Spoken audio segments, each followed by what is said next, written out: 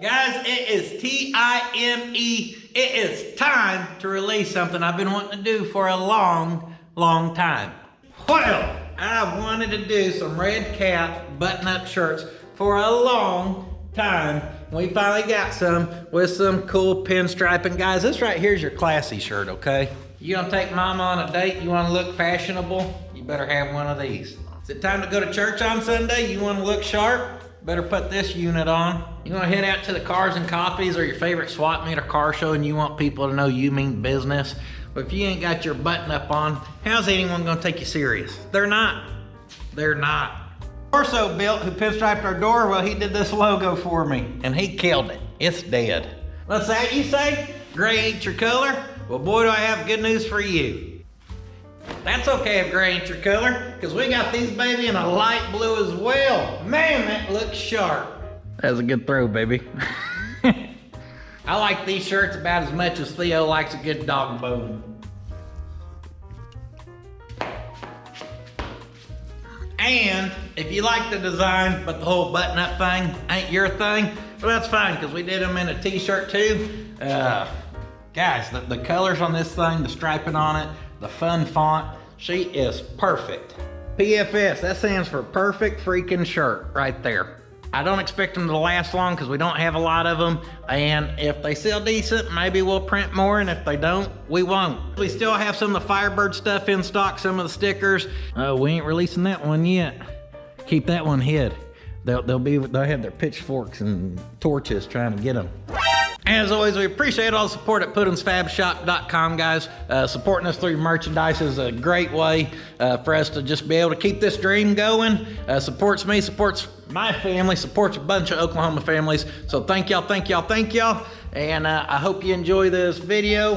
And sit on your butt and won't finish your project. Good morning, Theo. Good morning, old Roy. Good afternoon, you guys. Happy Monday. I hope you have a good week. That's right, we are back on the old Roy 4x4 off-roading machine. Give me that. Give me that. Give me that. Oh, you little booger. He done snatched it from me. I'll snatch it back. Hiya! Brief rundown on the truck if this is your first time seeing it. This is a 1980 Chevrolet four-wheel drive. At one point, it had been converted to some 3/4 ton axles. That's why she's an 8-lug Thug. And it was cut down from a long bed. This was a truck I had, then gave to my dad, and then it kind of got parked. Now the last go around, we pulled her in here, pulled the front clip off, pulled the bed off, cleaned out the inside, the outside, cleaned her inside out. And once we got her stripped down, she was missing a motor. So we just dropped a real tiny little 6-liter LS right into place there. 120,000 miles on that motor. She should be a gooder. We bolted that up to the 350 turbo transmission. When this thing got cut down originally, it never had a factory fuel tank put back in it. And the one I'm showing y'all over here, the work was over here. So we got this tank sink fuel injection tank in here. That way we've got electric fuel pump, all that good stuff. Where it was cut down, we boxed it up, put a little stiffification in that situation.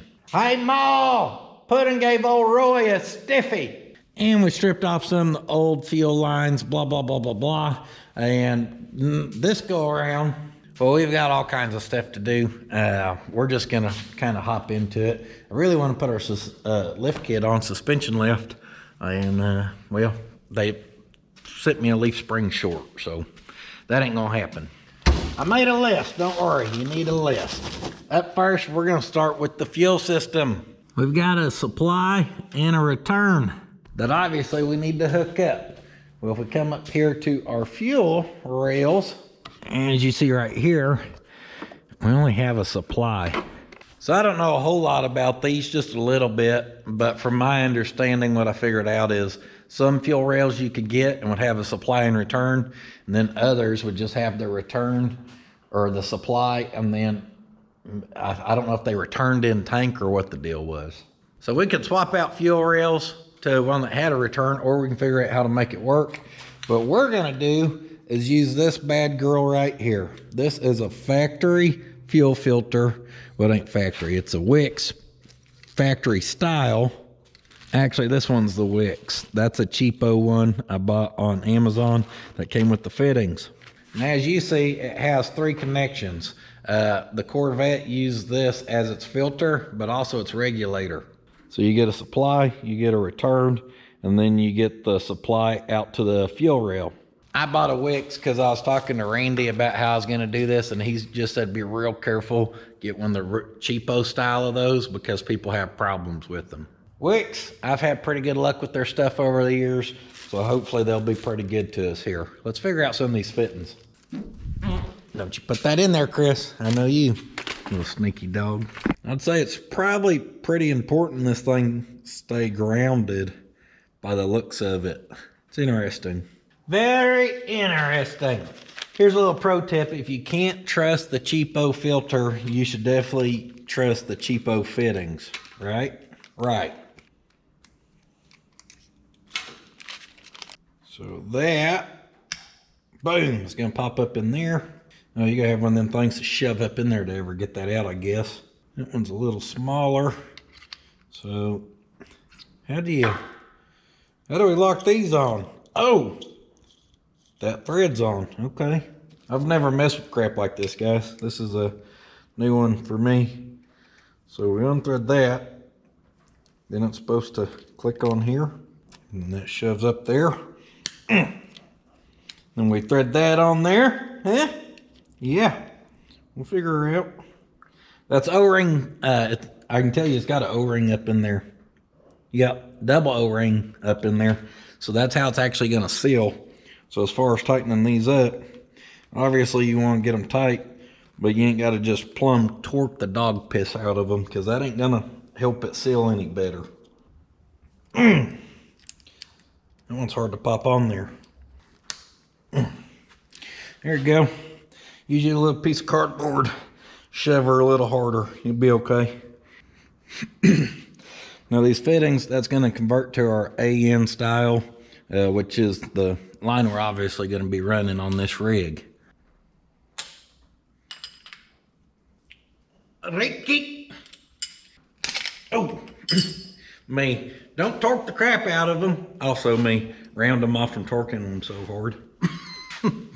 I like to be the example of what not to do. Going up.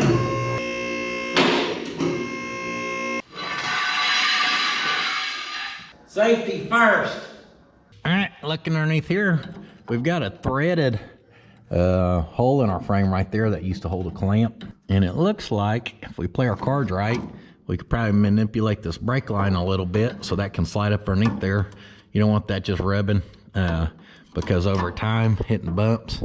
This ain't gonna vibrate too much because we're clamped right there, but still a little edge of that versus the edge of that, you will rub a hole in that eventually. But I think we've got enough room to work with it. Now this one right here, I think we had hooked up to our return, and the return has to be our center one because that's a 3/8 diameter. The center one is a 5/16, so it's smaller. So we'll be going boop, and then right there, there's our return line already. Before I start cutting anything though, it just crossed my mind, maybe I should read on where to mount these. I doubt it would really matter. In my head it shouldn't matter, but they may say, you know, closest to the tank's better, or closer to the motor's better. Who knows? Hopefully closer to the tank, because that's where we're at, and that's going to keep everything nice and clean. And as you can tell, damn old Roy's a show rig, so we need to be nice and quality. So when Dad takes her to SEMA and pulls up in there, they're like, dang, and he's like, yeah, you see my truck here? This is the SEMA truck. They like the fuel system. Yeah. Bend that out up there by that clamp, because as suspected, what I found online said closer to the tanks, just fine. Dang it. Only problem is we're still going to end up hitting that. Dang it. I don't want that rubbing. So I guess we're going to have to add a new hole. That right in there should be about perfect.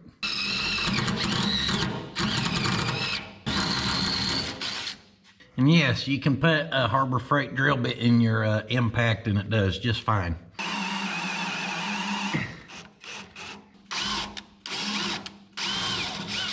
Drill and tap that sucker out. We want her to blend, so be sure to use an old rusty bolt. Can't have her looking too fancy.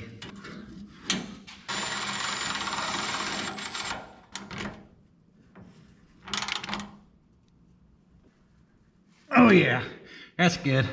I just spaced it with our frame rail, or matched it running like that, because if we pivoted that down, then we may start hitting this with our fuel lines.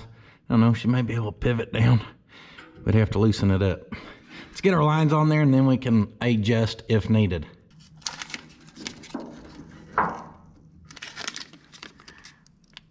Wrapper where we got a cutter. And then we're gonna pull that whole line off there. I kind of got ahead of myself last go around and I ran it all the way up to the front. Of course, that's when I realized I didn't have a return up there. Maybe we'll try a proper size wrench here. Oh yeah, now I remember. There ain't no room. Good time to have the stubby wubbies.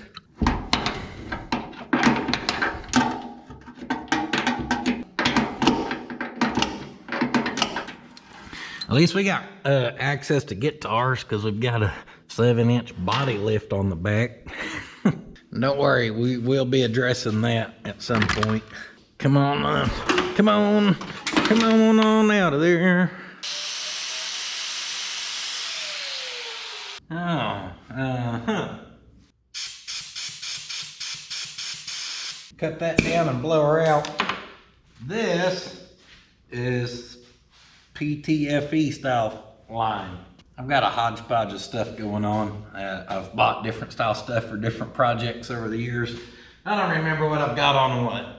So that line, because it has that little plastic hose inside there, that will not work with that style of fitting. Let me do some digging. Had to do a little digging, but I found what we're after. Slide that on there. I'm trying to remember how you do this. Then we need like a pick tool. You gotta kind of strip back your stuff there. So then I think this goes on here. It's got a lip so it'll max out down there. Then when that goes in there, you shove it into the plastic, and as you tighten that down, that collet tightens all that up. Shove that on there. If that is how we build these, it's super easy. Almost seems too easy. We'll know when we pressure test that system if fuel sprays everywhere. How's that?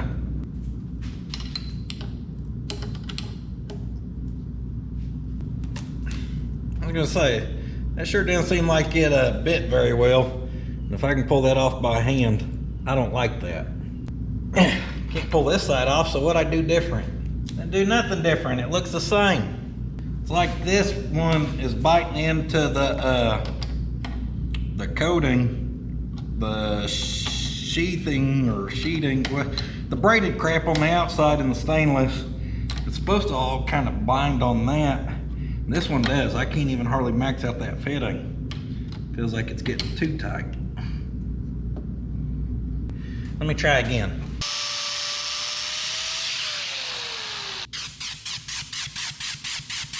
I don't know what's going on here, guys. Same fittings, same style. That top was, or that piece of hose was a little unsquare. So doing that right there lets it sit down a little bit further. See if we can work this on here. Let's try again. This one just don't bunch up and get as tight as this one does. This one, when there was a gap like that, it was already pretty dang snug. Still don't think that's gonna hold good. Oh, maybe it is. Maybe that'll work. Well, I can't pull it apart this time, so that's a plus. Apparently that little bit will get you. Now I can feel this one biting. I think I figured out part of my problem on that last one. Like I said, it's using the crap around the outside to kind of lock all that down. So as I go to pry that, I think I pushed it back too much on that last one, or on this one, I just kind of pried it out and open where I could slide that little collet thing down in there.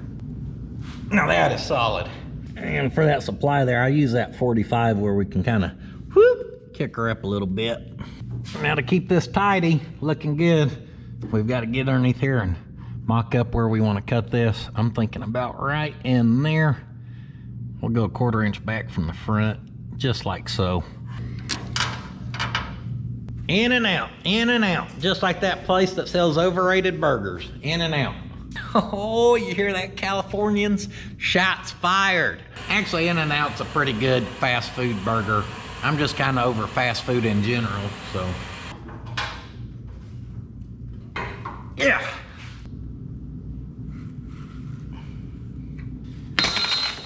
Voila. That's gonna be the start of our supply running to the front. Our other supply got her dead.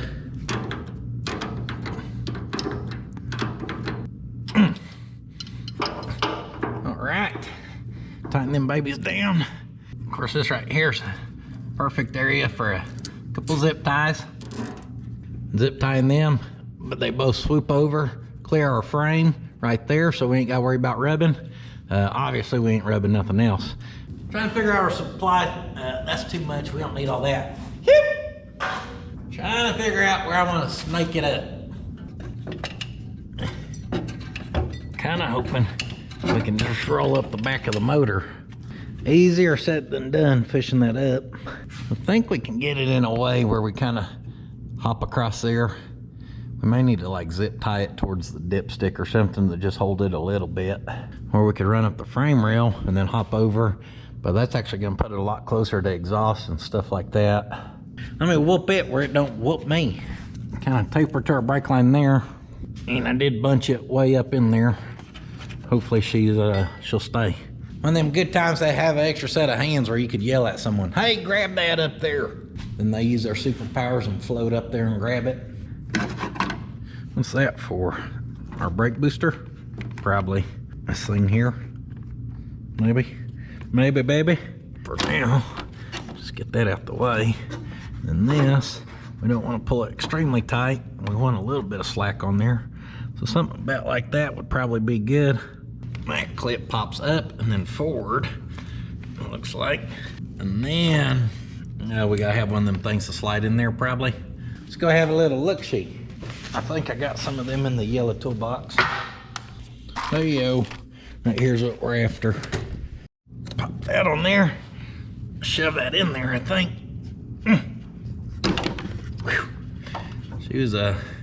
She was fitting good on there, wasn't she? And for the fuel rail side right there, should have, is it that one? She that one. Big blue there, she should be for a 3/8. So boom, check that out. That just clicks right on. Now we're ready to add another fitting. This one I'm gonna try to do on the truck here, where we ain't gotta pull it off. That way it don't embarrass me when I can't fish it again. You're embarrassing me in front of my friends.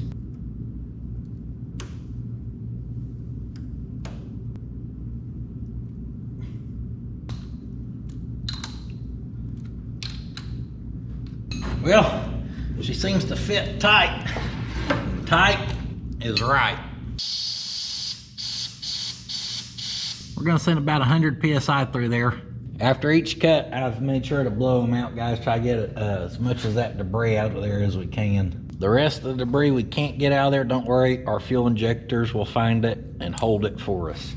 Tightened our fitting up. You wanna see something cool? Someone commented and I seen, they said on a zip tie, if you grab it right up there with pliers at the thing and you twist it, it'll just break right off and it makes her smooth. I showed y'all that on the second channel. But if you don't watch the second channel, you ain't seen it. Now that works as long as you can get your pliers straight on it. When there's something in the way like that and you got a camera in your hand, makes it a little more difficult. I don't love our 45 right here. It's obviously not gonna cause any problems. We just could have used it straight, but then it would have put it down low. And I kind of like the idea of being able to kick up and get to that brake line for them zip ties. So she works. She don't look bad underneath here. Boom, baby. Yeah, fuel lines are DUN. They are done. You thirsty, old girl? Are you thirsty? Because we're about to feed you some fuel. We're gonna pressure this baby up. One, for that vent, we're just putting a cap on it because we vent through our filler, or we should be anyhow. Let's extend these wires. We don't want any sparking up around there. Strip that, strip that. And we're just going for the good old-fashioned Pot County twist. We just want to be able to put some power to this sucker and cycle it a few times. Try to get this fuel system primed. See if we're gonna leak anywhere. We're gonna get fancy with it and even tape up our 12 volt there. I ain't got a lot of fuel here, but hopefully it's enough where that sucker can pick it up. Go, go, go, go, go, go, go, go! La da dee da dee da da. Ground connected. Power going live. All right, I hear it picking something up. Maybe y'all could hear it quiet down. I don't hear any fuel dripping. That's a good sign. I think we need a little more fuel to really make sure. I think we're barely just got enough for it to be able to pick it up. Let's see. Look over front to back. No fuel leaks that I see though. Of course, no fuel leaks make me happy. Shouldn't there be a Schrader valve on this sucker somewhere? Somewhere where we can pressure test? I thought they were in the end of the fuel rails or something. Apparently not. Oh, right there. There we go. A little air in the system, huh? By little air, I mean a lot of air. Let's get that baby pumping, see what happens here.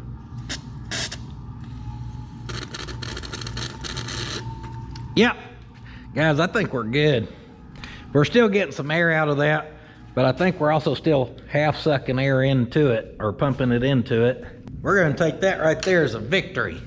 Now, boom. Other than running 2 wires back here, our ground obviously will ground over to like the chassis. Then we gotta run a power wire from our harness, and then the wire that'll go to our fuel sender, where we can, you know, obviously watch our gauge or whatever. The gauge side's gonna be on the truck harness. I got a cheapo Amazon harness we're gonna put on this thing, and it don't come with instructions because it's very high quality. See that right there? We got a relay with a wire feeding out, so I can almost guarantee you that's our fuel pump wire. So we just gotta run that baby back there to supply that pump. We'll be sitting pretty. Next up, we're gonna pull our exhaust manifolds off for a couple of reasons. Holy cow.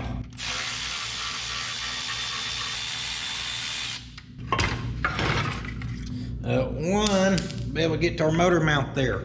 That's right, last time we built our motor mounts and I got this bolt started and everything, but we obviously need some shorter bolts. And our carriage bolts here for that adjustable mount, I never did tighten those up. So when I gotta go to town here in a few, I wanna know what size bolt we're gonna need for this. Better go with about 4 inches worth.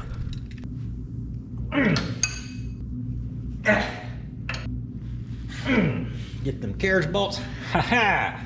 She's high torque unit. She got the 317s, okay, known for their high flowing torque and power.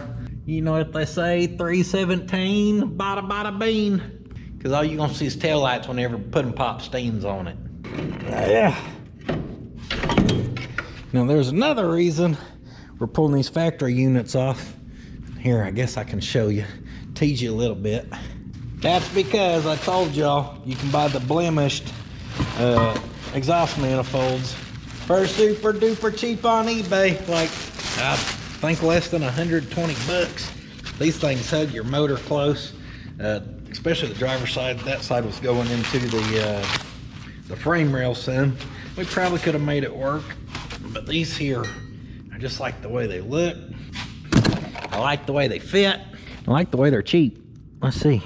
Looks like we got a little grinding going on here, here, here, and here. So they probably had a little bit of pitting there. and it looks like they could have possibly been welded up and then ground down. We check our flange. That's where a lot of times they'll have their blemish, because they won't use like a piece like that right there, but that is not going to keep us from sealing our exhaust, guys. That flange down there, look at that thick mama, goodness. LS Watt blemish manifolds. I think those are like the cast ones that Holley makes, and then if they turn out bad, they turn them into that or something. I don't know all the details, but we are going to run them on here just to hug that exhaust a little more off the frame rail, mainly because of this side over here. And then, like I said, they just look a little better, I think. Maybe they flow a little better, I doubt it. Not enough to tell a huge difference. I mean, if you look at that factory style and how it is, then you look at that, I don't know. Oh, never mind. Third reason we're adding them is they add tons of torque and power to match them 317 heads.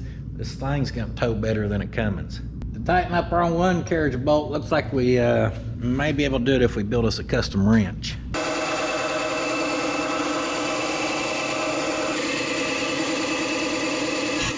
Wrench, I need you to think skinny. Skinnied up its backside there. We got a power steering pump on this side that makes it a little harder to get to. Yes, yes, gotta turn. If we can get one, hopefully we can get more. Yes, sir, we are in business now. Got a couple turns. Maybe we can get Stubby on her for a little bit or something. Come on, Stubby Wubby, you can do it. Oh, yeah, she's on there. I can't tighten her up anymore because there ain't enough leverage because that sucker's so short. So maybe now that'll be enough to get this on there. Yes, sir. One final turn. Here we go. That's it. That's tight. Oh, Cheap Harbor Freight Pittsburgh. She saved us today. With her back up in the air, we are gonna get a proper size wrench, and then we are gonna pull what's left of those old hard lines out, and we're gonna go ahead and run the stuff for our trans lines, because as we do go to figure out exhaust and stuff, I like knowing where all that kind of stuff is. Hey-yo, there's one. She's free. She ain't gonna come without fighting me a little bit and making a mess. One.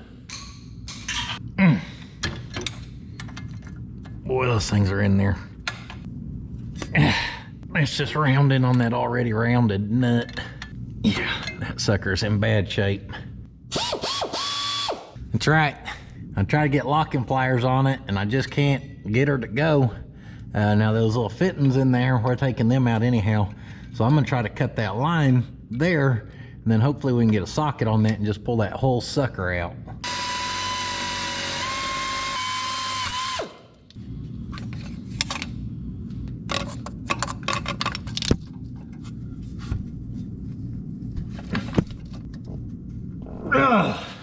Of course, those are gonna be real loose in there. There we go. There we go. You can't beat me. You just can't.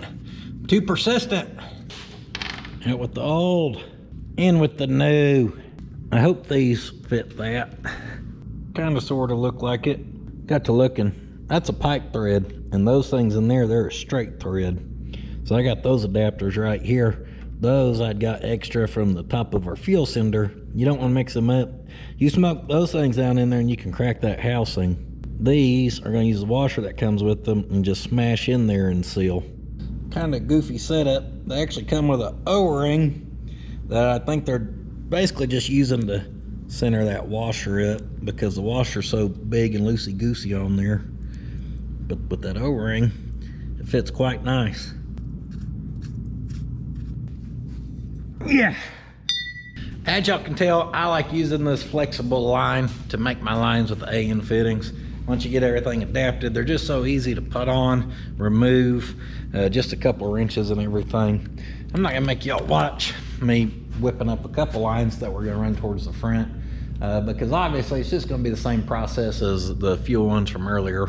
They're just so handy, you know. If I was trying to do it with hard lines, I suck at them. These you can flex them and route them and just put them where they need to go. That first fitting was ornery, but the rest of these have fit really good, guys. They almost fit as good as these good quality t-shirts available at the puddins.fab.shop. Torqued that bad boy and I ran them both to the front. And for now, we're just gonna zip tie them up. That way, like I said, as we go to start figuring out other stuff, we'll figure out exactly where we want to clamp them. I'll see them holes right there on that little thing. I'm hoping we can just kind of boop like that. But of course, we've got exhaust and starter to worry about, so we'll figure that out in time. Dang, old dirt daubers had got us. Looky there, and looky there. Dang, and up in there. And I noticed there's actually some right up there on our torque converter, which I'm sure is good for it. And we actually, glad we thought of that, because we actually need to put some bolts in this bad girl. Yeah. Kind of spin her around. Oh, that lines it. Oh, it's up there, okay. I'm gonna say our holes ain't matching, and that is not good. But I was aiming for the wrong one. Right up there with the starter off. It's about the only place it looks like I can possibly even snake a bolt through. Don't worry, I got her. She's whooping me a little bit. We'll have to run that one down, and then spin her around, because we can't get that bolt through anywhere else. Hey, some of you LS people let me know. Someone commented and said this flex plate I put on here, that I didn't have to do that because the 6-liter is usually backed by a 4L80E, which is like turbo 400 based, and a factory flex plate from a 6-liter will work with a 350 turbo, 700 R4, stuff like that. Is that true? I'm not calling no one a liar. I don't know. I'm curious if that's real information. Put me a piece of tape on my wrench there to help hold that nut in there. And it's a lot easier to start it using that wrench than it is my fat fingertips trying to squeeze in there. So that's it. I got them all three started. Now, that looks like a damn raccoon turd. What kind of dirt daubers were these, huh?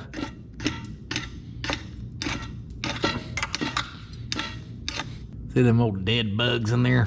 Dead spiders. We're gonna clean that up as we go around here.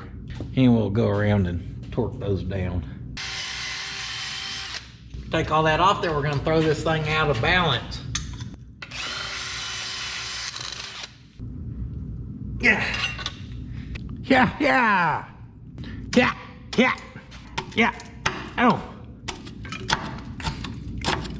Oh my goodness.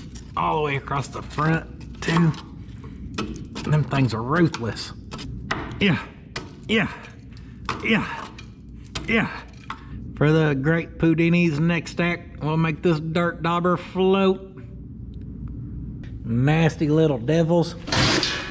Well, with our weight reduction complete there, all that's buttoned up as far as our flex plate. I'm wondering if we can pick up on that right there on our motor and be able to swap out our bolts for the motor mounts. Just kind of pick up on it, and hey, right there's good. Just that little bit I picked up, I'm able to shove that bolt back out of there. Ta-da! Picked us up 2 of these. I'm having to tippy-toe a little bit. It almost went through. We're caught up on the back. Get in there! I picked up on this a little more and it got harder. So we're gonna, hold on, or did I let it down? I don't know, now I'm lost. Feels like it should go right in, right there. Well, that side's money.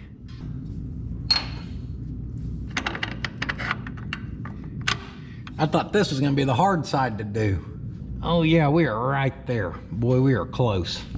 One tappity on that and it would go in. Hey, told you, she's coming. Flat washer and an eye lock says that's going nowhere. Next, we're gonna spray that looby dooby where we get us a bump. Oh yeah, that's the good stuff.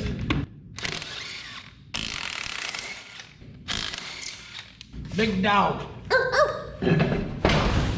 Ooh, those are ribbed for pleasure. The pleasure of stopping, not so well maybe. Got plenty of pad. The pad's just wore and grooved to the rotor. Next, we're gonna get into all of our brakes and hope that I've got the right stuff to replace all this crap, guys. The lines for sure, I mean, those things, they are cracked, dried, you name it, they're it. So they're just a matter of time, you know. But this other stuff, I didn't know these rotors were grooved so bad. I started to just order anything that was a rubber part, meaning calipers, hoses, wheel cylinders.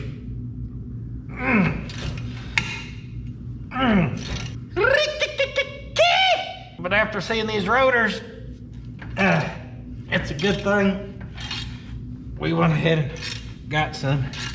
Can't have puddin' pops driving around on some dangerous brake system.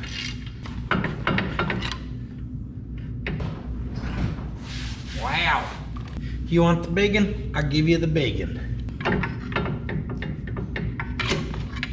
It's because them pads are shaped to that damn rotor. It's got her locked on there. She moved a little.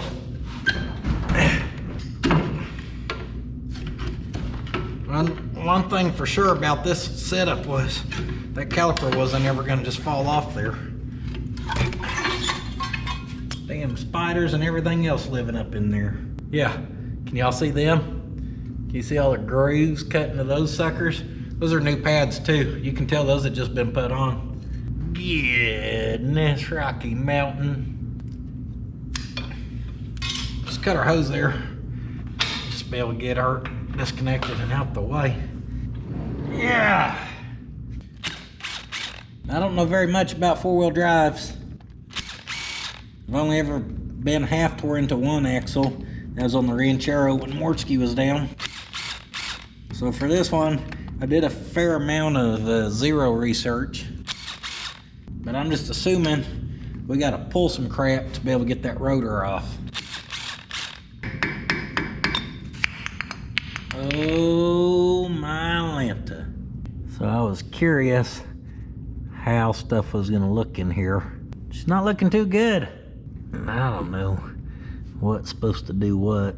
I guess that goes over and locks it in, and coming over here unlocks it maybe. I don't know, hell. What are we supposed to take off next?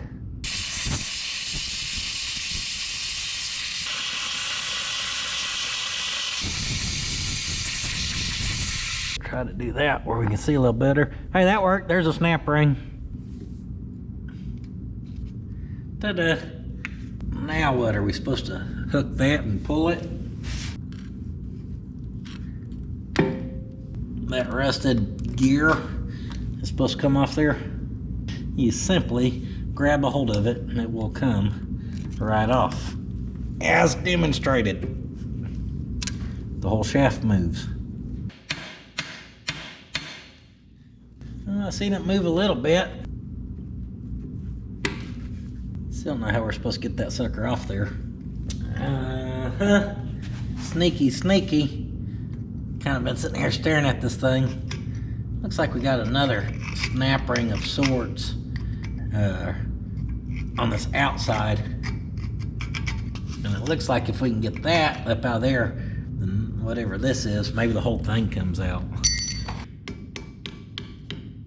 Yep, that's moving some. So that thing's really hitting that hucky puck.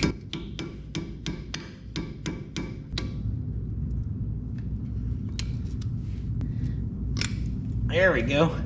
There we go. Don't be ornery now. I've got you whooped. I've got you whooped.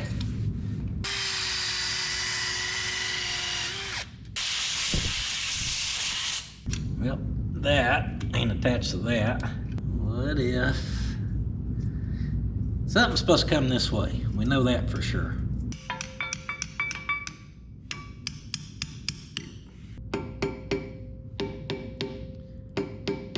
Well, I see it moving backwards a little bit.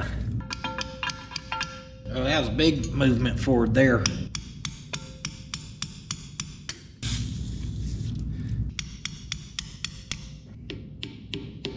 Well, shoot. I think we're headed in the right direction. I don't know if they just make a special puller or if it's just because the hucky puck or what the deal is here. That was it. Literally turned the camera off, tapped on that top one, and the sucker finally gave.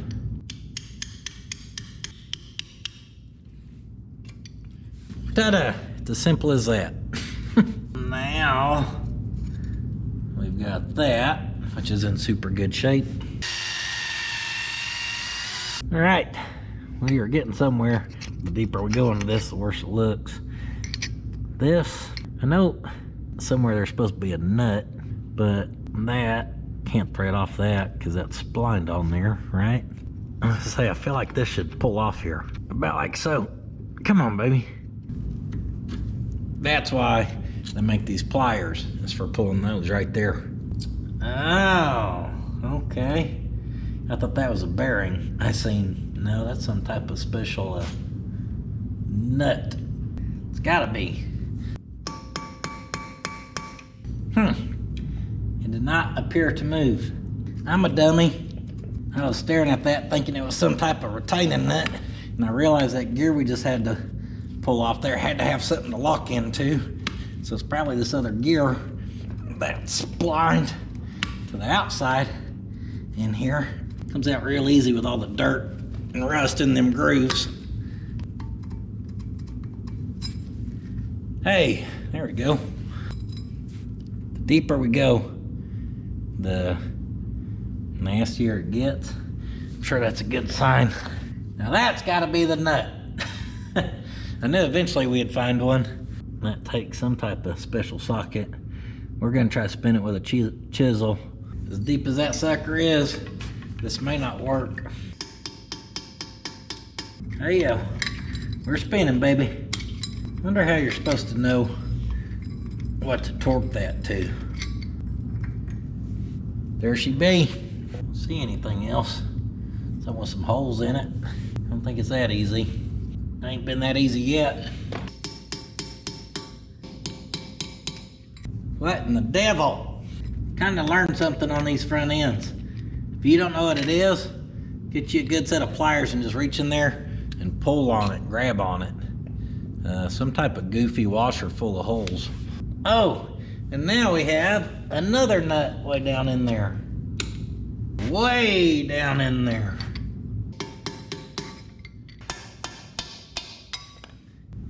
She spun for me. She spun. Got it. Does this finally come off here, please? Yes! Great success. Good quality grease in here. At least there is a little bit of grease towards the back. Our outside bearing here, that thing, I can't believe that thing ain't gone. There ain't no way it was gonna last long. Guarantee you that much. What's crazy is I drove this truck from Shreveport, Louisiana to here in the middle of Oklahoma several times, several long road trips like that. And that crap was like that probably the whole time. So the stuff towards the back still got a little grease mixed in. That stuff towards the front's damn near mud. Well, I did not get bearings. I was just assuming we would get in here and repack bearings, but yeah, these may be due for replacement. I can feel debris in this crap. Gosh darn it.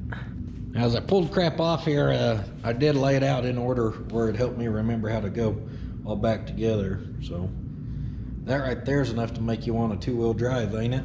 We could have done airbagged the front of this thing if it was two-wheel drive. Just in the time we got a bearing out of the front end. Do you like to work in your garage and get some dirty fingers? When you go in your house and touch on everything, do you just leave marks everywhere? Is it obvious which side of the bed is yours instead of your wife's? Because the sweat, grease, and dirt just live in your pores. At night, you just sweat it out and you stain your side. No, that's just me? Okay. Went a little too far right there. If you want some clean hands, you can get you some of the TKO hand cleaning wipes by Sweet Patina. They cut off all kinds of stuff right off your hands. They don't cut off your hands. I think I said that wrong. Disclaimer, sweet patina hand wipes will not cut off your hands. They'll cut the grease straight off, like right there, because we actually got into some grease on the driver's side. If you want to get you some of these good hand cleaning wipes, just head over to Sweet Patina, use that promo code on the screen. Guys, y'all can just see, this side's bad shape. This side was a totally different story.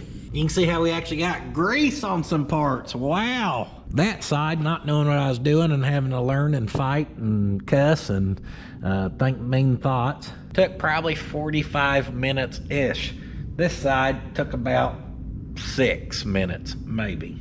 I didn't even have to use a chisel. I pretty much used them pliers and did everything I needed to do. These bearings we could probably repack, which was my original intent. Except this one, I looked it over, and even though the grease is good, a few of the, or not a few, the little rollers in there, the bearings, whatever, a couple of them are scratched up. So, with that being said, I think we're best off just to replace them as well. Now this is a real light rotor and hub setup here. My question is, do we gotta drive these out to be able to change out our rotor? Next, we're gonna replace the rotors. I saved y'all the nice, perfect shape one here. She's just beautiful.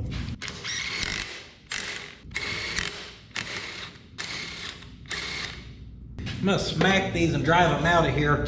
I put some looby-dooby on them, run her up and down a few times to make sure them nuts go up and down nice and easy. So after we smack these out, they're a lot easier to get off. Meaning, obviously your stud's gonna be back there flopping. If there's a bunch of nitty-gritty crap in there that's gonna make it lock on, you'd rather just cycle it up and down right now. You'll see. Hey, oh crap, don't do that. Dang, actually did that. No custom body work here.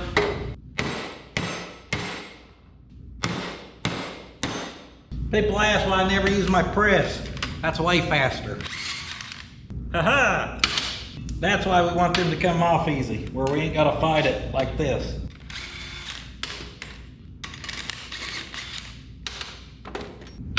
Actually just a big old 4-luggy.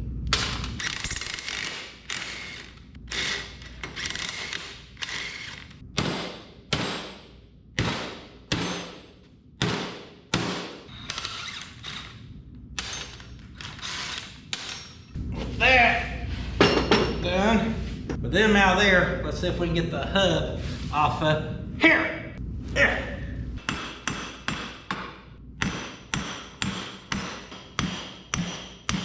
She cracked.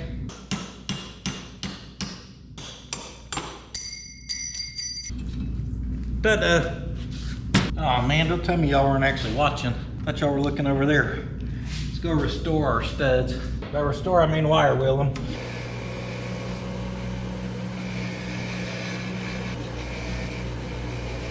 Cleaning them studs was the easy part. Getting all the dirt and grime out of here, well, that may be a little trickier. Ooh-wee. Look like a turd ring. Got the old chili ring around that bearing. Yeah, this back one may have had a little grease on it, but I can't imagine if we actually get this truck out driving a lot that this stuff would have had much life left in it. Heck, there ain't hardly any grease in here. So that's what probably got was some condensation in there maybe. We're getting hot and then cold or something. I don't know, maybe a seal let a little water in at one point or something. But there just wasn't no grease in here to be able to fight anything. The other side, the other one, I pulled out a damn hog molly of grease out of it. Not this side. That right there's about what I've got. I'm going in.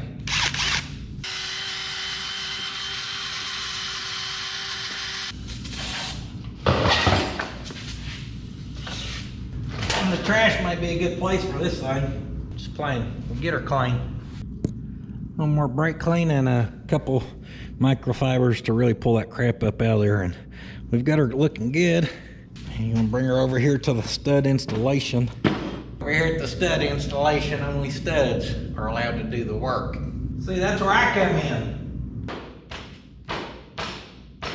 down, lining up our holes. Take our little studs and drop them in.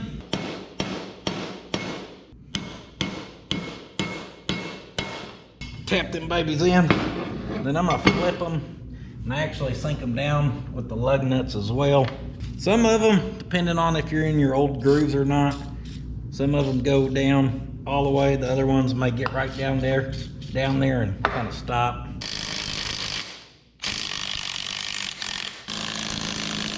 So even though those things looked like they were pretty close to flush down there, you'll actually pull them quite a bit with this. Then after that, I've just been flipping them back over, and just for good measure, extra little tappy tap. Pull in your other 4, tappy tappy. We're ready to clean this sucker up. And we'll really clean up here real good, where I had all the looby dooby. We'll just polish off that can. And this would be a point where if we have our bearings now, we could clean our spindle thing over there and start going back with some new stuff. But we ain't got our bearings yet. Woo! Learning some new stuff on this one. Learning some new stuff, 15% chicken battery power. On KK's car, middle child, 2015-ish Ford Escape. She said the car will not do nothing. And I thought, So instantly, I just assumed, oh, she had a weak battery and maybe she left something on and finally killed it. Took a jump pack up there, that car wouldn't do nothing. So I was like, all right, we lost the main electrical connection somewhere. So I start pulling all the crap underneath the hood, checked main fuses, seen there was an ignition relay, swapped it with another relay just to make sure it wasn't that. And I knew there should be big main fuses, but they don't tell you about that in the thing. I just had to find them underneath this cover. Bypassed them with a jump box, troubleshooting them. They seemed all right. Like, what the heck? See, there's a fuse inside for the key, because that's the thing, you turn the key, it was getting absolutely nothing. And I'm like, well, let me check that one fuse. There's this little carpet cover. That's nice. Underneath the glove box, you gotta remove. As I was removing it, I had the key on. I barely even shook the thing in it. Da-ding, da-ding, da-ding. It made connection. So I was like, all right, well, obviously we know problems underneath here. Get underneath there, long story short, there's some type of electrical connector that goes onto the fuse box. It's got a little lever on it that you pull down and it like engages it, you know, locks it in. Well, the lever of that faces down and it was up but broken, like someone kicked it. I just kicked so hard I made myself have to burp, I thought. So long story short, some kids during lunchtime, probably come back from lunch, was playing grab butt, getting out car, and kicked it and messed it up. Her little boyfriend, Cash, he's the jumpiest little kid I've ever met in my life. I mean, a squirrel could fart. He screams so high pitched, ah! And he jumps and kicks. So she was probably like a fly and he seen it, ah! And kicked and broke it. I told her let him know I'd be sending him the bill because I could tell exactly what happened. So I learned something new on those. And I'm learning something new on these. I've never been into a 3/4 ton or a 1 ton rear end, guys. Never dawned in my head that these were the axles.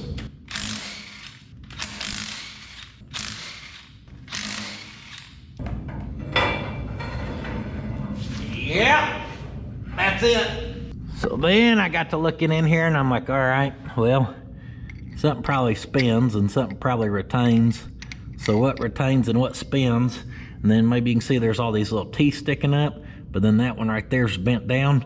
So that's a retaining clip that's actually behind it right now. So as long as we pry that out of there, then we could just tap this in the nubbies and spin it off there. Oh yeah, we're spinning, baby. Kind of like the front, we're gonna set this stuff in order. There's a retainer. Then we got another nut. That one had 0 torque on it, as you just seen. I was able to spin it with our little thingy here, no problem. Is that a chunk? Nope, that was grease. Thank goodness it wasn't a chunk. The other side I had the hammer on a little bit.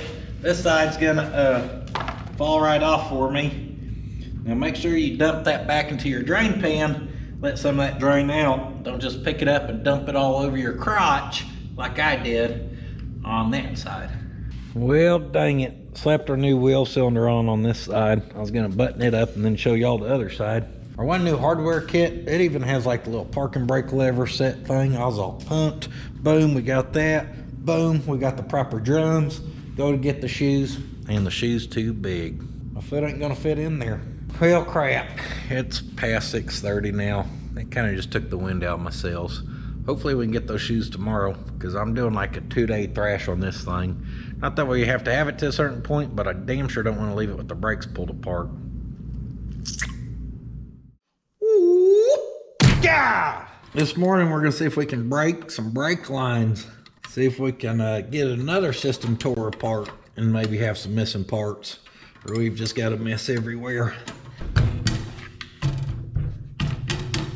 Went around early this morning and sprayed all of our different lines with Looby Dooby to get them soaking. I should have done that yesterday.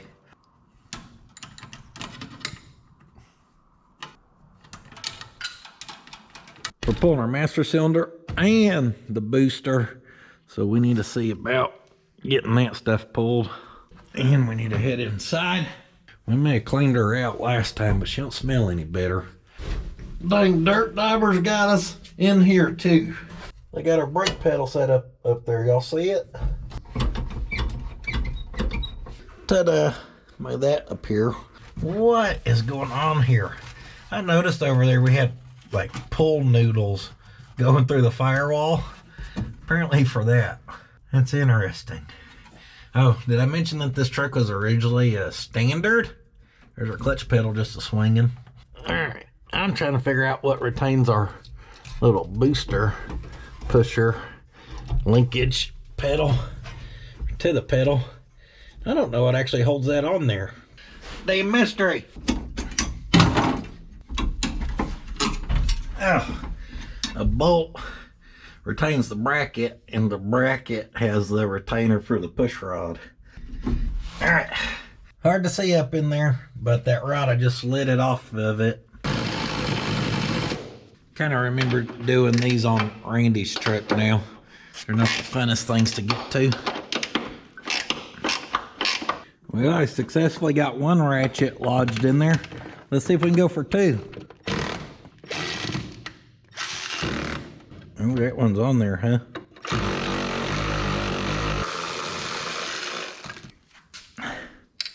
All right, she is free. Next, we'll slap our new unit together. Yeah. Off in the distance, we can hear a dog barking, so someone's at the door. What, you want to go outside where you can run off? No, thank you, sir. I was born, but it wasn't yesterday, Mr. Bowtie. What's that? Chevrolet's your favorite manufacturer? That's why you wear a bow tie? No. Get our master set up for a little bench bleed here. So Mordecus was tired of watching me struggle bench bleeding my redneck ways, so he sent a universal bleeder kit. How sweet of him. You don't know why he's worried about how I do it. He don't even bleed his own. He has Mojo do it. Pump the jam, pump it up. All right, pretty good right there. Got all the air out.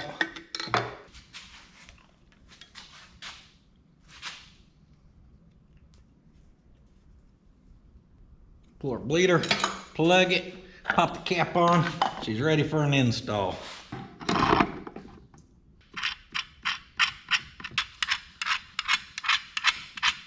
I guess I just realized this is all bare metal, which means it will rust. Dang it!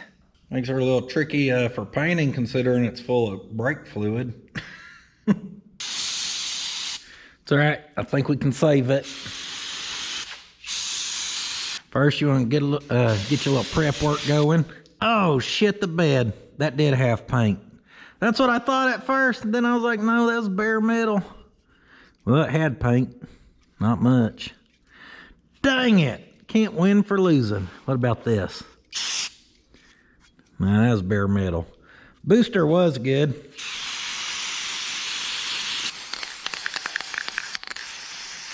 We'll get her fixed up here. We got this cast blast, original cast iron gray finish. Good color for stuff like this. Just taped off our studs, tape off the lid, and you know what you get's what you get. You don't throw a fit. We got 2 half empty cans, so maybe that'll make us 1 full brake booster. Demasker, and we got that thing slick willied. Use both cans. She's kind of pretty dry. Right there's dry. Right there don't matter. That's good enough to carry it.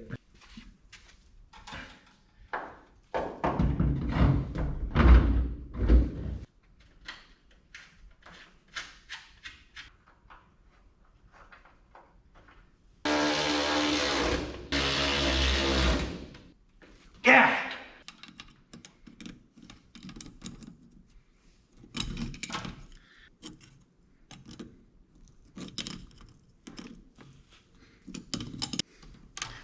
Boy, it'd sure help if that sucker would start.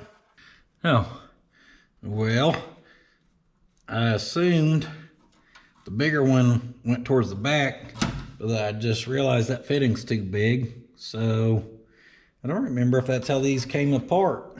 Well, I knew I wasn't crazy. I looked back in the footage, and the thicker one was at the back and the smaller one was at the front. So I did a little research, and what we have here is a master cylinder for a K20. Bigger unit, bigger bore diameter. The one we took off there is just for your K10, probably also your C10. Now, in my mind, your bigger hose always feeds the rear. So all that's really changing here is probably how it's engineered inside the master cylinder, I'm assuming. What I'm saying is, even though we just swap that, I do believe this is still going to just feed the front. This will still feed the rear, and we're just doing it with a different master cylinder. And knowing that, whenever we go to actually use these brakes, if for some reason they're feeling funky or we're not happy with them, we know we can go back to a C10 one that was here in the first place, no problem. For now, we're going to plan on trying to run this thing and try it. Just so I can say I got at least one thing put back together on it. This side here just took an embarrassing amount of time to get together, but I got it. I'm gonna show y'all doing the other side. Our brake line was up in the wrong hole. Yeah, good stuff. Man, today just ain't my day, guys. One, getting that back together whooped me way more than it should have. I suppose we should clean all this up. Top of that, behind the scenes has been a wild mess this morning of trying to figure out what in the world is going on. Long story short, the old house is still up for sale. Supposed to have like 3 people come look at it today. Today's the day of showing, and our realtor calls us and says someone's here trying to change the locks, or called me wanting to change the locks, blah blah blah, something about lender requested it or something, like it's going into foreclosure or something. Well, it's not, okay? And I called my banker. I'm like, what the hell's going on? He don't know, he don't understand. He's trying to dig into this, dig or that. Long story short, everything's fine, except for the fact that, you know what they said? They said they thought the lender believed the house to be vacant. So they wanted to change the locks to protect their asset. It's weird. Their asset, something I've been paying on for damn 7 years. I know I don't own it yet, okay? It ain't paid off, so technically it is theirs. But if it ain't in damn foreclosure, which it is not, you better keep your locks away from my damn house. How's that? It's wild. I'm like, pretty sure that has to be illegal somehow. You can't just decide. Like, could you imagine if you landed on cars and you seen a car just sitting in someone's driveway? You're like, well, I decided that car had been sitting too long and I landed on it, so I went ahead and changed the locks on it where no one could steal it or do what? What are you talking about? Anyhow, my banker VP buddy's looking into it for me, trying to figure out what the heck went wrong and where. But I don't handle those situations very good. So when I got a call, someone's trying to change the locks, my blood pressure skyrockets. I found out my blood pressure is linked to my emotions sometimes like that. And then, as we were trying to figure out what was going on, and before I had any clarification in the situation, I was trying to put that side together. First time ever putting one of these together, and that was not helping me. So hopefully this side goes smoother. So enough about that tomfoolery. While I have her up in the air, I went ahead and swapped out our brake line here. She was missing the nut that's supposed to lock that down, but she'll be okay. Our spindle I cleaned up. She's pretty pitted from that crap being in there, but we're just gonna run it and hope for the best. Today we're doing the puddins.fab.shop 2-day brake job, apparently. Let's prepare the rotor. There's one bearing, there's 2 bearings. Take our first one, and for our little bearing greaser press here, sure is a lot easier when you use the power of the vise to lift that baby up than try to shove that by hand. That sucker just presses that baby plumb full in there. And we can set it down.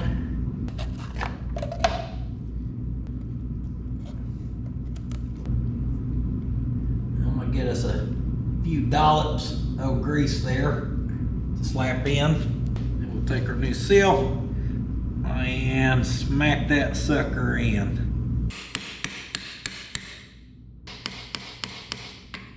That smacked, give her the flip.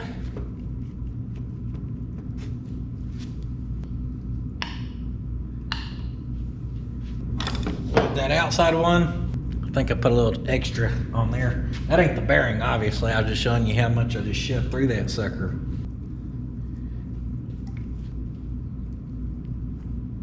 Put another dollop down in there, and then I'm just making sure this area where we're about to slide crap in is greased up. Drop that way down in there, and we're ready to go back together.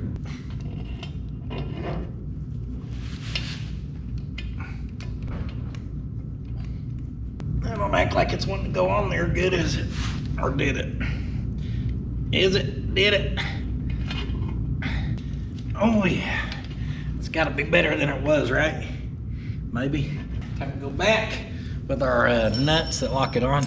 I noticed one thing, that has a little like dowel on it that our special washer has to be sure to line up on. So that dowel facing out, that's your first nut to go on right there. All right, these pliers work really good for running that down. Kind of torque it. I like to spin it. See how she's feeling. Feels pretty good. When I say torque it, I mean just what I can do with our pliers here. Just make sure she's snug. That seems pretty snug. She may have seemed snug, but she wasn't snug. Got a few more turns out of it, and then it kept going. I guess it kind of just bound up some. Now we gotta figure out where this little specialty washer goes. It's keyed right on top. Feels like it sat down, so we must have hit our dowel. Yeah, we hit it right there.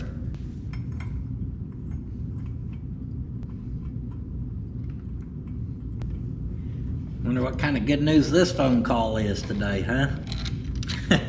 Get our jam nut started. I'll answer this phone call, and then I'll tighten that sucker down. With that hammered, up next, guess we gotta clean more crap off our other stuff.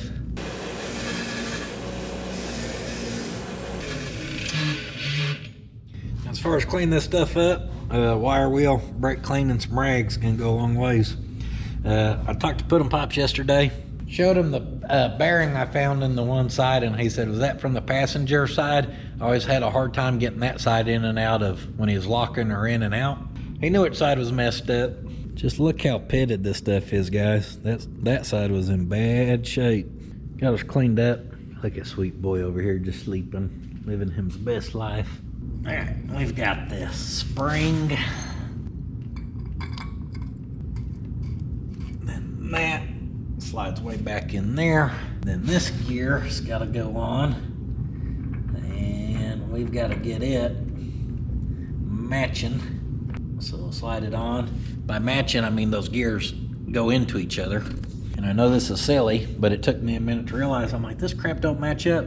We'll spin the axle, dummy. I was sitting there thinking there's some perfect place where that was gonna spline into that without spinning the axle. It never occurred to me to spin the axle. So just spin your axle where you need it, guys. Kind of makes sense, don't it? Of course, that side, it's staying back. This side is staying back.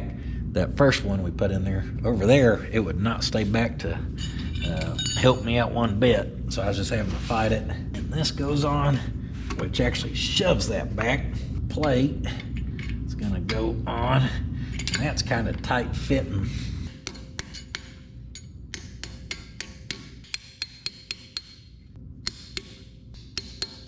Guys, what I just successfully done in, I don't know, 3 minutes right there. Took me about 40 minutes on that side to get done. That spring and all that stuff moved so good on that side that when I'd shove that in, that spring would just shove everything back out. Where this side, it just, you know, it ain't that slick, I guess. Then, something else that took me a minute to realize is there's 2 grooves in this axle. Of course, we got a snap ring for it. So this groove here is easy to get to. The other one's back in there. So I'm like, that can't go back any further. What the heck? Well, again, being frustrated at other stuff and not focusing on this, it took me a minute to realize or think about, hey, just grab that axle and pull it towards you. Sometimes not thinking clear will get you. Pop our snap ring in. That's happy. All we gotta do now is put on our cover. Be sure to wipe your hands with a grease covered rag.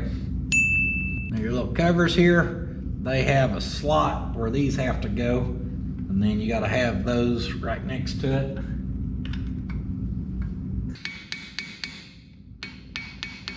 Someone may have nicked that with a hammer, knocking studs out, and that may be why stuff's a little tight fit.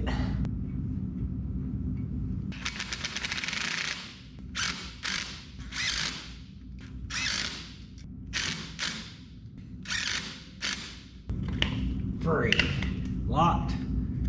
Free. There we go. I figure if we do that a couple times, stuff in there will start to looby to each other. She's a lot better than she used to be. The other side, I couldn't find the clip. I assume they came with the brake pads. They did not. Apparently they come with the calipers. On that side, I had to find one of our old clips and kind of modify it to work with our new brake pads. Wow, much nicer when you have the appropriate clip. Now if you're gonna put calipers on, be sure your bleeders are facing up. If they're facing down, you will not be able to bleed your brakes very successfully. Ask me and Slick how we know.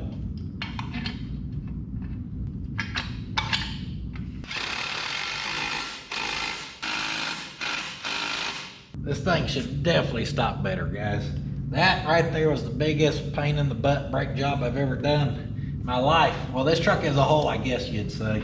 It's just learning new stuff, guys. It is what it is. Get our banjo fitting started, torque it, and then on these new ones, I've just made it a habit now to tap on them. And then, see that? Someone commented and said the copper washers they're making nowadays ain't near soft as the old ones. And that's why we're having so many leaking problems. Whew! Front end is back together. Here at puddins.fab.shop, we love doing heavy-duty brake jobs. If you need a brake job done on a 3/4 ton or larger, please call us to book an appointment today. We will get your brakes taken care of with enthusiasm. So besides that other mumbo jumbo baby back bull crap behind the scenes, old Hot Rod, she's been sick. And, earlier Mama called me and she sounded like death. Apparently she's sick too now. So I got a house full of sick girls in there, and I have to run over to the school and get some work and get some stuff for Mama and blah blah blah. And between that and that other side whipping me, It is 5 o'clock already. Goodness gracious. Great balls of fire!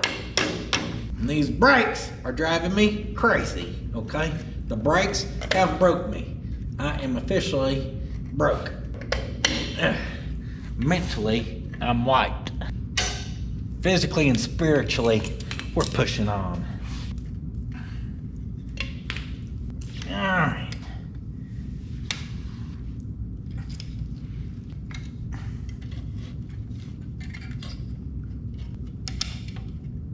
I ain't figured out the secret for easily disconnecting them yet.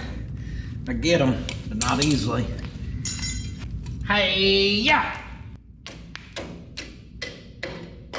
Clean this up, you want proper PPE, safety glasses, hearing protection, double layered face mask, right there.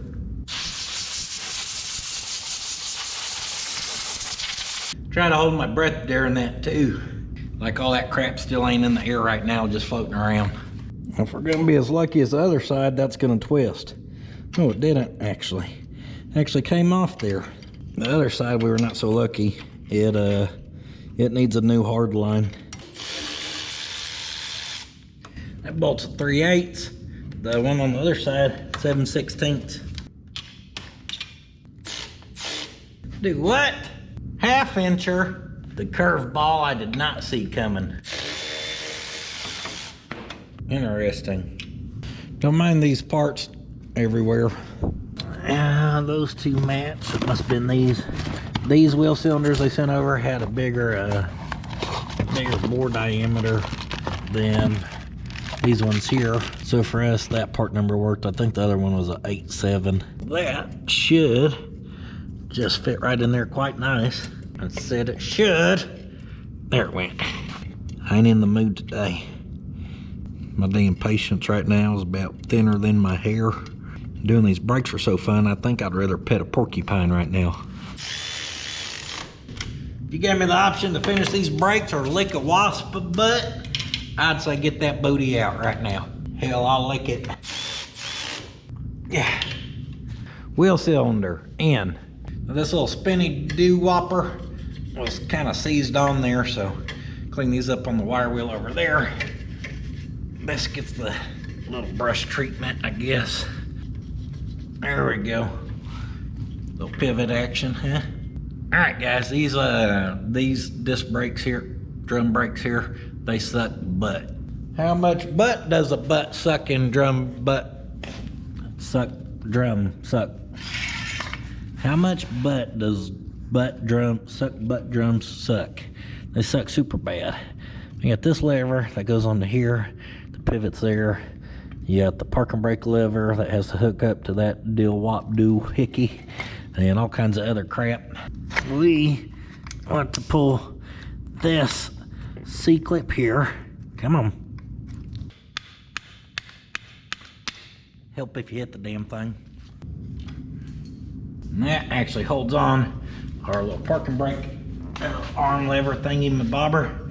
And guys, I'm gonna try my best to speedball through this, even though it takes me a minute to get the hang of this. Took our new shoe, that goes right there. And it is a super nice and tight fit for some reason. Hopefully we don't do no cussing here.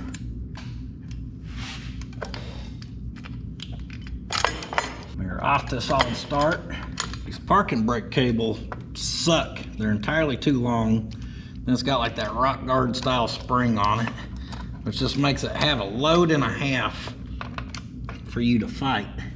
Our hardware kits come with one spring bigger than the other, but this one's too big to actually get on anything. So I used the two new springs on that side. So on this side, we're gonna have to use our old spring. That old spring's rusted to a retainer, so we're just gonna recycle it as well. For where this is headed, it'll be all right. I don't think that goes like that. Well, yeah, it does. It's kind of ugly. All right. And we better get her pusher in.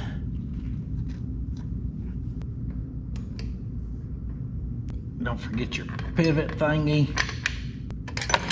No!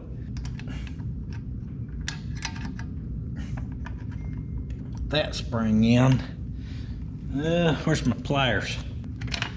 You'd think after doing so many of these over the years, I'd be better at it, but I'm just not, all right? I'm just not. I don't even want to be good at these. I don't even like the idea of being good at them. How about we drop that back off there, hook that on there, put that back on there, and then use our pliers. That's actually for springs for doing this. No, no. A swing and a miss. We come unhooked back here. So how can we hook that to that? Probably not with them pliers. Yeah, with those pliers. That right there's the way to do that. All them years I never thought of that. Simply hook that up and then use your pliers just like they're designed for up here. Right there, guys. I'll never forget that one at least. Our spring here goes underneath this, but I can't pick up on that very well with that hooked up. Ta-da. Got our little pusher bar on there. Don't forget your spring. Got our other little pusher in there. And also, smaller shoe surface. We got less pad on this side than back here. That goes to your front.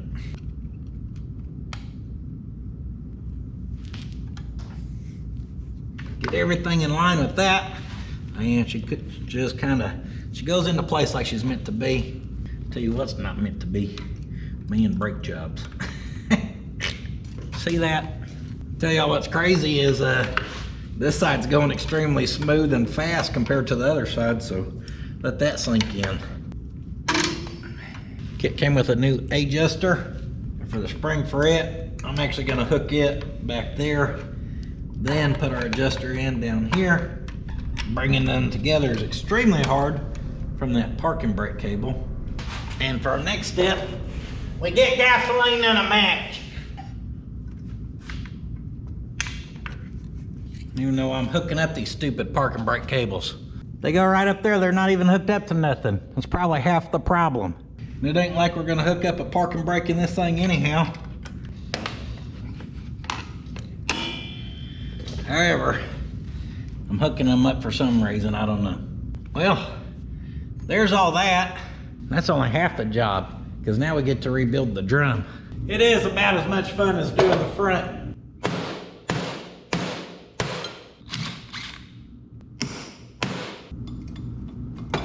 Knock out all 8 studs. Woo! Those babies are grooved up. We're doing really good by replacing all this crap. Next, we need to separate it.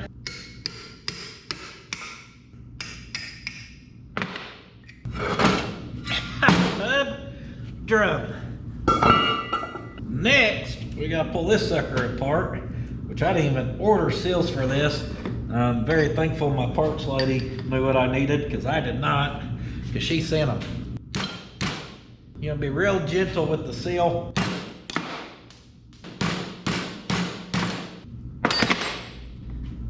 Haha! Next, out comes our bearing. Now that other side, we'll look at this side.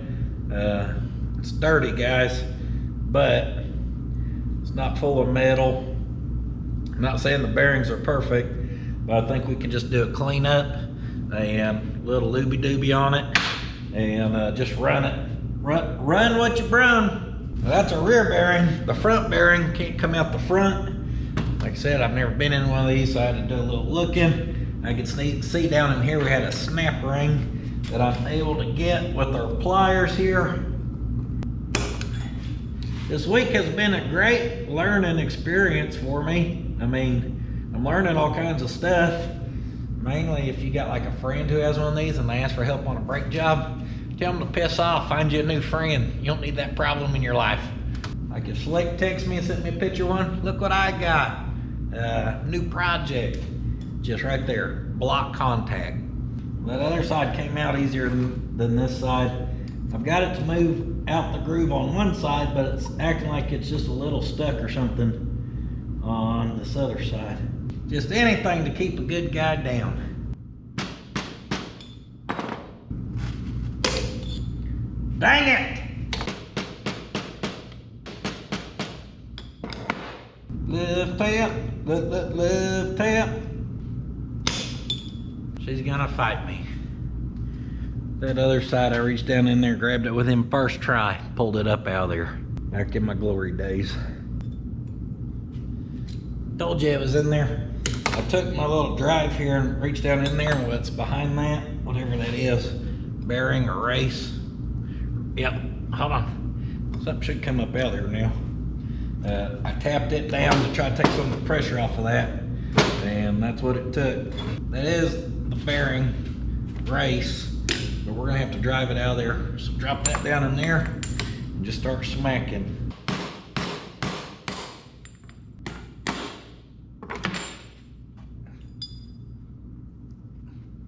There we go. There's our other missing pieces. Now we get to clean all this stuff up.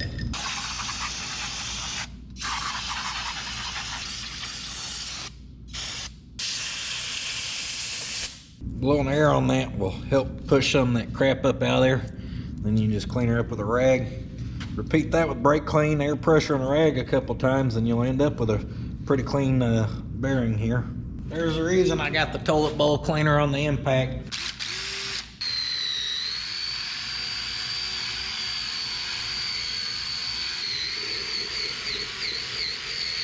Same thing, give that a good wire brush, and then we'll just clean her down as we go. That that little nylon brush, I mean, does a pretty good job on this stuff.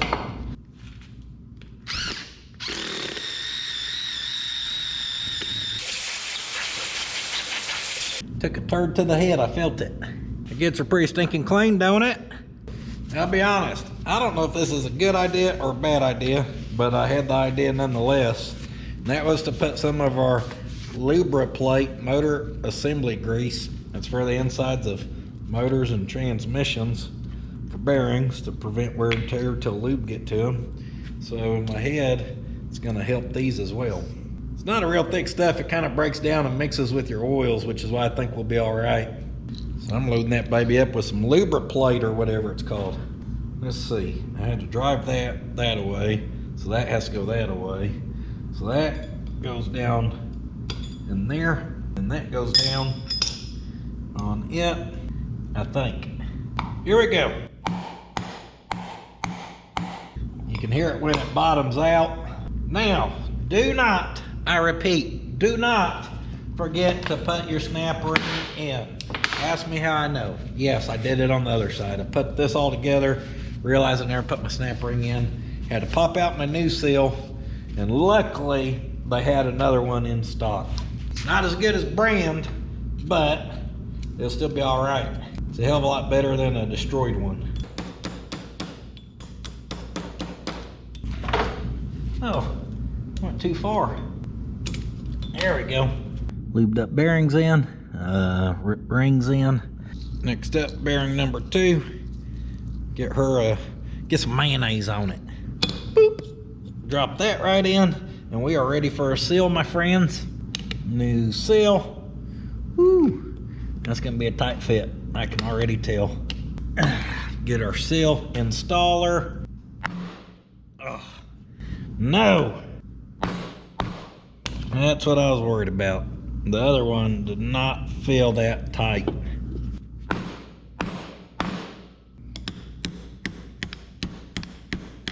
Dag nabbit. Ta-da! Well, it leaked. Time will tell. I think we'll be all right. I didn't try to cave that whole side in, just the bottom lip, guys. Just kind of fold it in where it could start like so. Woo! She's getting hot, hot, hot. Burning off some of that looby dooby. That socket's hot too. Just like the front, drive them studs in from the back side, torque them down, and we are finally, nope, we're not ready to go back together, because we're gonna try to clean out that axle tube some as well.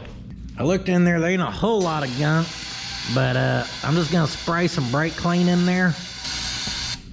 That stuff can help, it can help break down some of that old gear oil. And then we'll clean off our spindle here. Send a little more down the barrel. It's a super redneck, but it works. I just duct taped us some rags to this sucker. I'm gonna load her like a damned old black powder, old muzzle loader. I mean, uh-oh, that's what we didn't want to happen. That did not happen on the other side, but now, woo, we got lucky. That did the job. She's clean enough.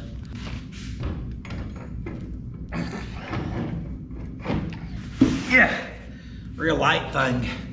Don't forget your washer. Then we're gonna put on our first jam nut after cleaning it. Yeah, snug that puppy down. And then get our little locking claw. Yeah.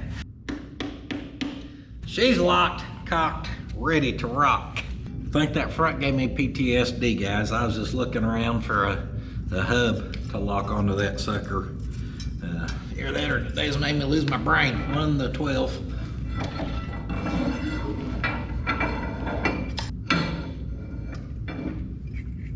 That's money. That's money. Give me that back. Gimme. D-U-N. She is done. All right, I know it was within a minute or two of 5 o'clock of when I started that side as far as replacing the drums. 6:38. Took me an hour and 40 minutes to get those the shoes set up on there, the drums rebuilt, and everything back together. And that was the fast side. Breaking news, folks. Let's keep this brake party go. Hold on. We're still working on the brakes. Disconnected our junction there. Junction, what's your function? We're just gonna replace all this hard line. This stuff's in pretty rough shape. That's kinked. I guarantee you we're not gonna get that apart without it breaking. So we're just pulling it all off. I had to clean up some, guys. I had an absolute mess going on. Couldn't function anymore. So it's late Friday night. I did not get as far as I wanted this week. Of course, I had a crazy week, but anyhow, all I got in the house to go home to is a bunch of sick girls. So call me crazy, but I don't mind pulling a late night tonight, staying out here and hopefully not getting sick myself.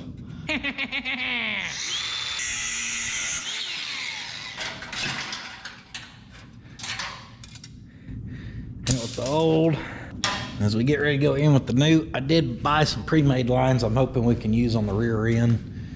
By pre-made, I mean just the universal ones that come in different lengths.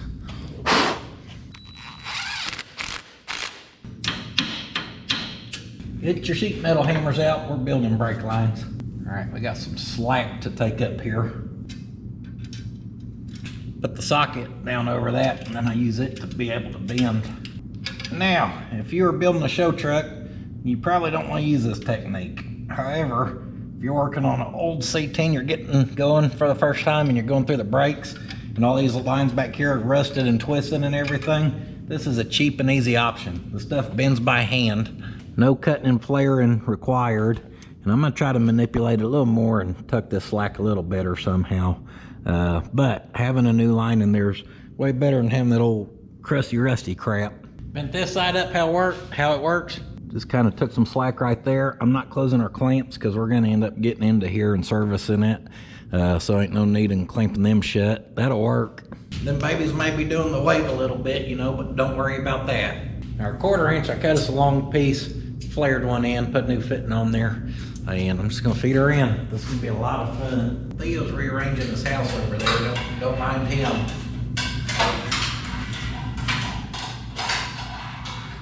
What are you doing in there, huh? Huh? You rearranging? Theodore's rearranging services. First call's free. First call's on the house. If you don't like my bow tie, I'll give you your money back guarantee. Now I know I have a lift, y'all's gonna be like, oh yeah, it's real easy to say that when you got a lift, blah, blah, blah. Guys, running this line is not hard. Once you get it started up here, you can kind of just bend it by hand, clamp that, bend it out and around, back there, clamp it. I worked that down through there in like less than 5 minutes. What took the longest was finding the bolts I lost for the clamps. Now to mount this in, we gotta get a little creative because that can reach that. But then whenever we add a 4-inch lift block back here, we're gonna have some issues. So what I'm gonna do is come right in here and figure out where 2 inches is, which is basically right there, and then to that corner, straight across like that. Make sure our gas tank's over there is covered, and let's slice her down. Let's get a new battery and then we can slice her down.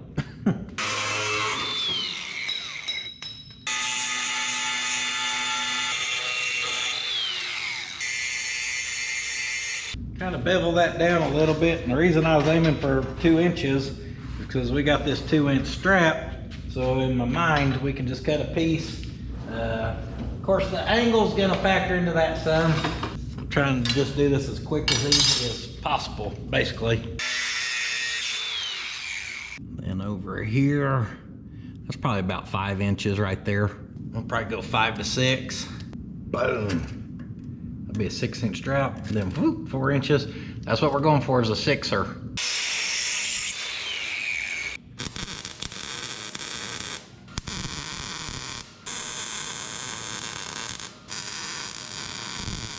All right there, simple but effective. That's why I like to keep strap and different widths, just like something like that, little drop down bracket, easy peasy.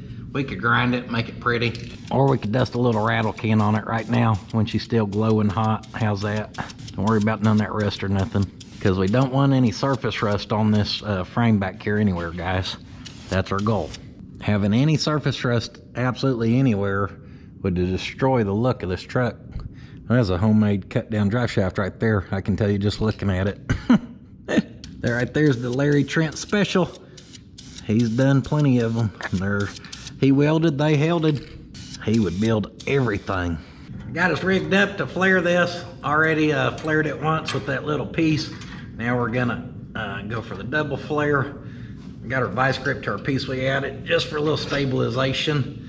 And I did not trim this one bit. It looks like it's gonna be a tight fit. So hopefully she'll reach.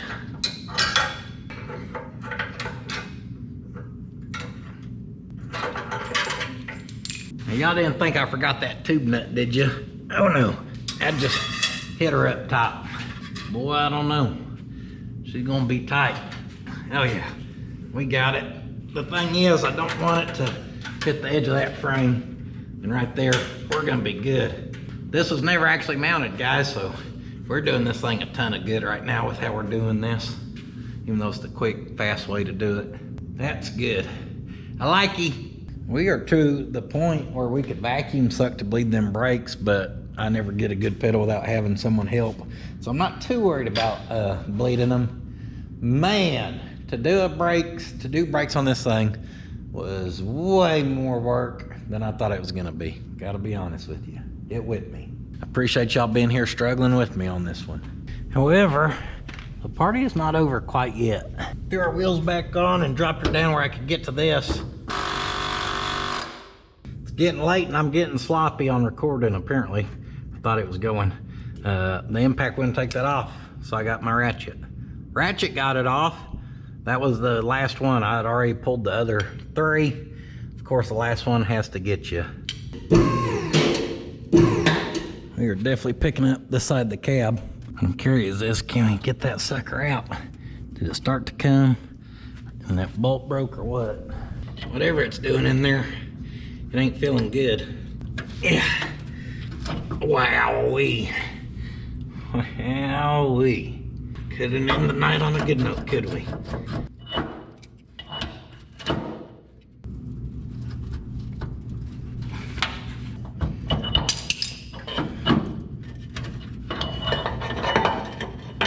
Here's our homemade body lift there.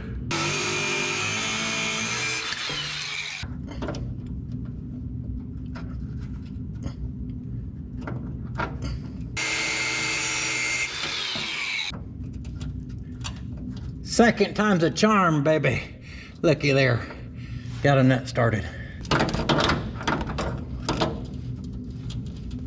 Locking pliers, just where we can ground easier. That is nice and hot. That right there, folks, is the save of a lifetime. We did it, Theo. Thank goodness we got that out. We did it, dude. We did it. Oh yeah, come live on dead and celebrate. Let's celebrate. Him's a good boy. I think this might be where our party stops, because this lift kit, so to speak, is just a damn plastic spacer. So I'm not really sure if we're just supposed to take that out and then set that there, which would mount that solid. That would not be soft at all. Besides that, there's no way of centering that because that's a big old hole. So I'd imagine you're almost supposed to use your factory stuff as well, because that kind of centers. The only problem is our crap's obviously worn out. The rubbers are, and I don't have any. Dang it, dang it, dang it. And I'd looked into that. I thought I got a kit that had everything. I need to investigate that. Maybe I sent the wrong stuff, or maybe I ordered the wrong one. Either way, what I was trying to do was get our cab mounted with the proper spacers we're gonna actually be using on the truck. That way we know our gaps for everything else, because our back's definitely gonna change. I mean, look how ridiculous that is. I wanted the cab sat down where it's actually gonna sit, so then we could throw on our new exhaust manifolds and possibly get up super early tomorrow and build the exhaust. I just hate to do that, and then we guess on our body mounts here or whatever, and then something ends up hitting or rubbing and stuff has to start changing. Tough call. What I decided to do for now is use one of our old mounts, set our spacer on it. Those may be a little worn out, but it shouldn't be nothing crazy. Like that mount right there don't even look like it's really collapsing any, which is good. Got that sucker started. Now I'm not tightening any of them down. I mean, the cab can sit, its weight's gonna hold it there. That looks so much better instead of being so dang crooked the way it was. It still ain't perfect. This one's a little more smashed than that one. We still got good clearance on our fuel lines, which is good. I told y'all when we mounted the fuel tank that a lot more of it would get hid whenever we got this thing dropped down on a proper body lift, so that looks a lot better. Firewall check. This was a concern of mine. Plenty of clearance. Everything looks fine from what I'm seeing. Yes, sir. Steering should be happier, if anything. Brake lines are fine. Body may be a little out of square. We're not gonna bother squaring it up right now, because if we put new mounts in there, we're gonna have to change that. That's more or less good enough for a pretty accurate mock-up of where the cab should end up. Boy, that poor old battery's about had enough. We're gonna mock these up, pick the sucker up in the air and get underneath it, see what we're really gonna be up against to build some exhaust. Then things look sharp, don't they? This side, how the factory one was over in the frame rail, look at that. I mean, we've got inches in between there now. Hibbity, hibbity. Well, verdict says, not as easy as I was hoping. With that 45 I have, it would really hug our shifter here. It would be like right in there, which I'm not a huge fan of. I mean, clearing's clearing. And once I get past that on this side, I mean, straight shot, plenty of room. Of course, this side's the tricky one. If we want to come down and hang below this, sure, but no one wants to see that much exhaust hanging down, or I dang sure don't. So to get it to come up in here, which we got to be mindful of this fuel system someone just added, to get it to come up in here, we almost need a 90 we can cut on instead of a 45, and all I have is 45s. I didn't get 90s because we don't ever use the 90s. The only other option would be to start slicing on these and collapsing it more and welding it, and I think this building exhaust like this looks redneck enough, much less adding a bunch of pie cuts and stuff. I think we're gonna end up being at a stopping point here.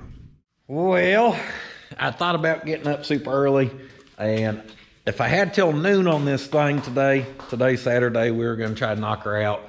Only thing is, I was supposed to take my travel off somewhere that was gonna take over an hour at a time. So I knew I couldn't stay hooked up on it. That got canceled, which is okay. Crap happens.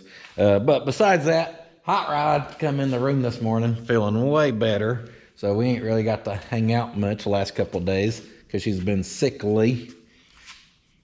Mama's still not feeling the greatest. I actually woke up with a little bit of headache.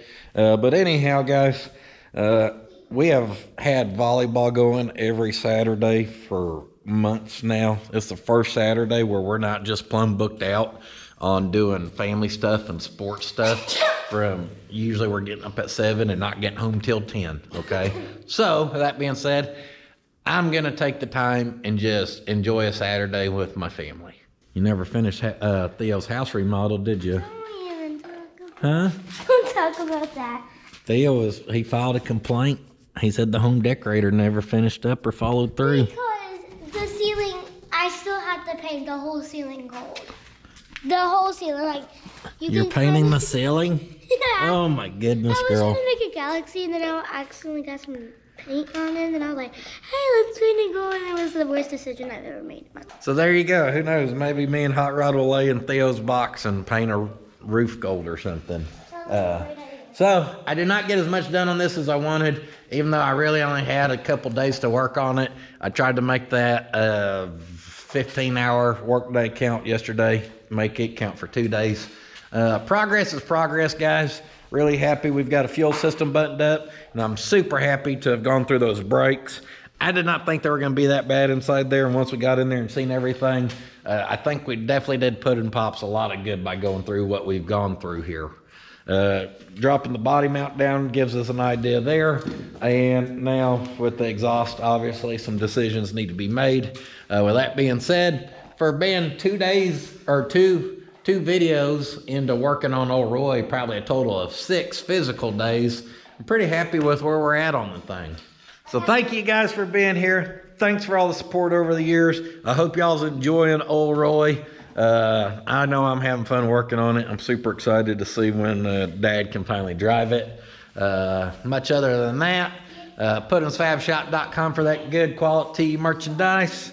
I'm on the Instagram, or on the Facebook, or on the Patreon. We have channel memberships now set up as a way to support, and all of that over the years. Y'all just coming back and watching the second channel has made this dream of mine possible. So thank you guys. And much other than that, do not forget, sitting on your ass will not finish your project. I'll see y'all in the next one.